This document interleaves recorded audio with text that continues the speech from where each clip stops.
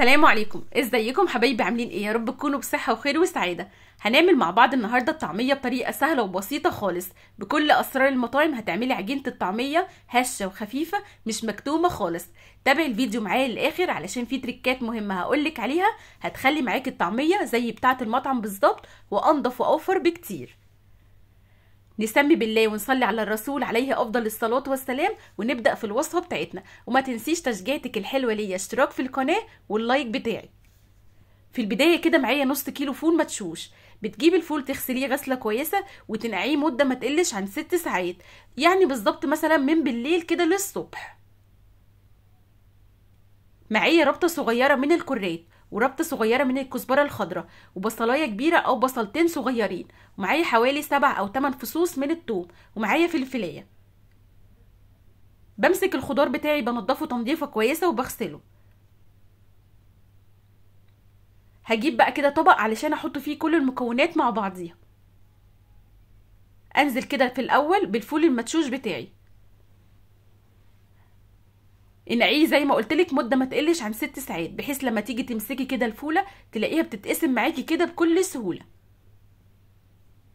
هقطع بقى البصل بتاعي كده مكعبات صغيره.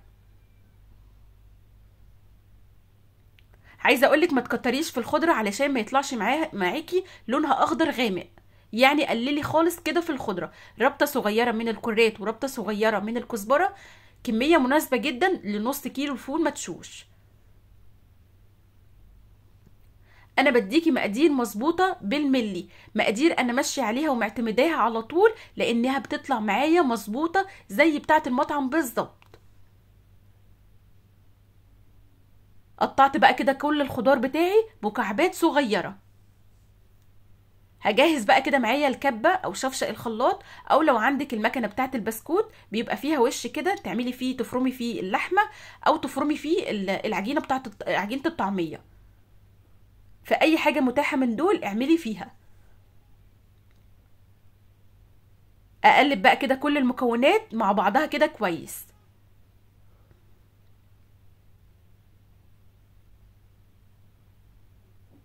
اجيب بقى كده معايا الكبه زي ما قلتلك او شفشق الخلاط، واخد نص الكميه، او حسب ما تاخد معاكي الشفشق، يعني شفشق الخلاط او الكبه.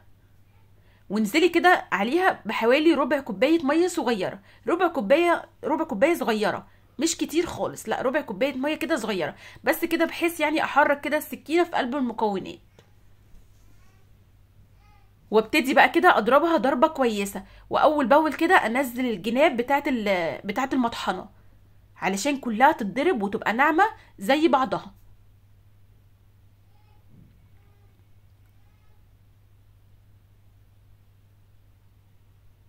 استمري بقى كده في الضرب لمده مثلا ما تقلش عن 5 دقايق، لغايه ما تلاقيها تنعم معاكي خالص.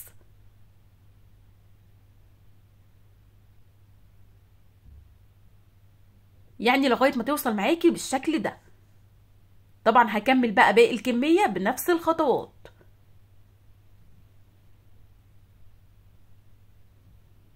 بص كده ما شاء الله لونها فاتح وحلو ازاي، ده علشان انا ما كترتش الخضره فيها، بالظبط نفس اللون بتاعه المطعم بالظبط.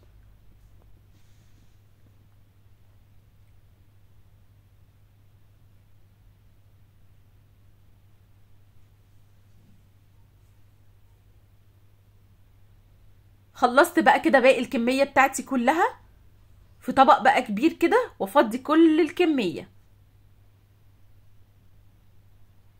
وهنا بقى كده هقولك على تركايه حلوه قوي هتخلي معاكي العجينه هشه جدا. فضيت بقى كده الكميه كلها مع بعضها بالمضرب بقى، السلك اليدوي العادي دوت. اضربيها بقى كده مده ما تقلش عن 5 دقايق. كل ما هتضربي فيها اكتر كل ما هتطلع معاكي هشه اكتر. زي ما قلتلك بقى كده اضربيها كده ضربه كويسه. بصي بقى كده ما شاء الله زادت كده وكترت ازاي، ده علشان انا عماله بضرب فيها كتير. بقت بالظبط شكلها زي اللي بنشوفه في المطعم بالظبط، هشه جدا. ما اقدرش اقولك بقى على ريحتها خطيره، كانك بالظبط بتعملي كده كفته رز. بعد ما ضربتها بقى كده ضربه كويسه، هبدا كده في اكياس تلاجة واعبيها. طبعا عبيها كل كيس بقى حسب الكميه اللي انت عايزاها، يعني اعمليها كده حسب الاكله، لان لما بنيجي نعمل الطعميه ما بتبقاش طعميه بس، يعني بيبقى جنبيها كده طبق فول بالطحينه، طبق جبنه كده بالطماطم، فاعملي كده الكيس مش كبير قوي. النص كيلو فول مدشوش عمل معايا حوالي ما شاء الله 8 اكياس، يعني كميه كويسه جدا. لو جيت اشتريت الكيس ده من بره هيعمل معاكي حوالي 10 جنيه، فطبعا اوفر وانضف بكتير اللي احنا هنعملها في البيت، وطالعه معانا بالظبط زي الجاهزه، هشه جدا مش مكتومه خالص. بصي كده ما شاء الله لونها اخضر فاتح وهشه جدا. طبعا بعد ما تعبيها بقى كده طلعي منها الهواء خالص، وابدأي كده قفليها تقفيله كويسه. رصي الاكياس بقى كده كلها فوق بعضيها وفي الفريزر كده حطيها. طبعا حابه تعبيها كده او تفرزيها في علب اللي يعجبك. بصي ما شاء الله بقى كده الكميه كلها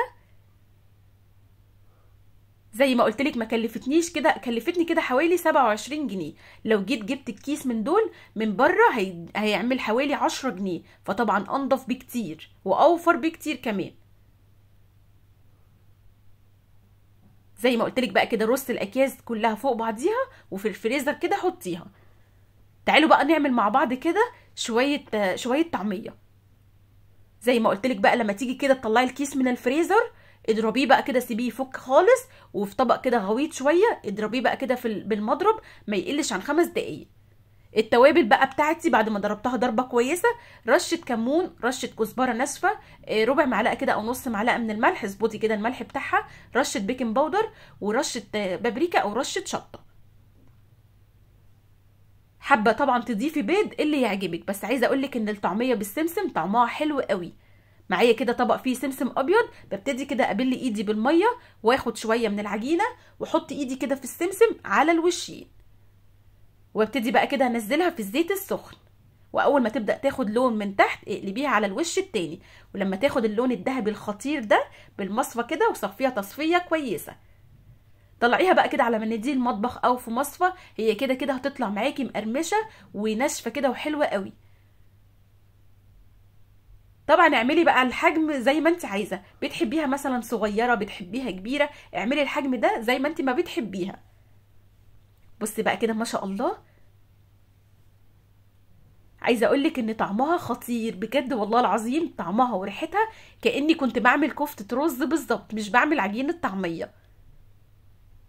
جربيها بطريقتي وهتعجبك قوي، وبألف هنا وشفا على قلوبكم.